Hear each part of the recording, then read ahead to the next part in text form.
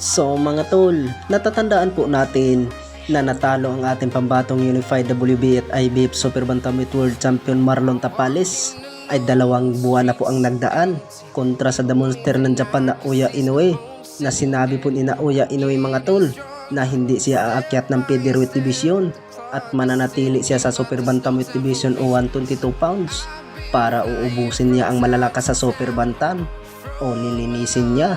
Bukod dyan ay natatandaan po natin sa interview ni Naoya Inoue mga tol na 3 beses po siya maglaban itong taon 2024. Ang makakalaban niya sa ngayon, ang pambato ng Mexico ng 2 Division World Champion Luis Pantera Neri. Pagkatapos daw ni Luis Neri mga tol, isusunod niya si Muradun Akhmadaliev. At pangatlo po ang ating pambatong former 3 Division World Champion Angas ng Pinas Janrail Casimero. Dahil dyan mga tol ay sigaw po ng mga fans na gusto daw maglaban po ang Angas ng Pinas Janrail Casimero versus Naoya Inoue, dahil po ayan na lang daw ang hinihintay nila, dahil ay magandang bakbakan daw po yan ang Angas ng Pinas Janrail Casimero versus Naoya Inoue kung magaganap na po ang laban na yan. Bukod dyan, dahil ay may gustong lumaban po kay Naoya Inoue mga tol, may sumabog po na balita ang mandatory sa WBO at IBF sa Super Bantam, ang pambato ng Australia na si Sam Goodman.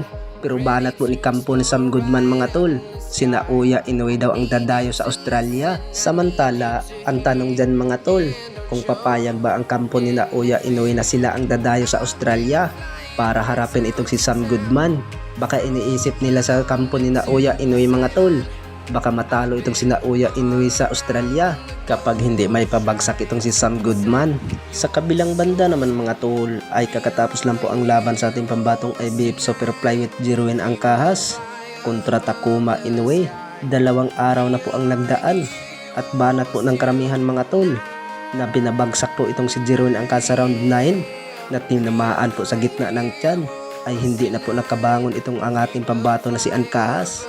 Nakuha ang panalo by round 9 technical knockout ni Takuma Inoue. At banat po ng mga fans mga tol na binta daw po ang laban. Ay ganon din ang nangyari kay Jonas Sultan.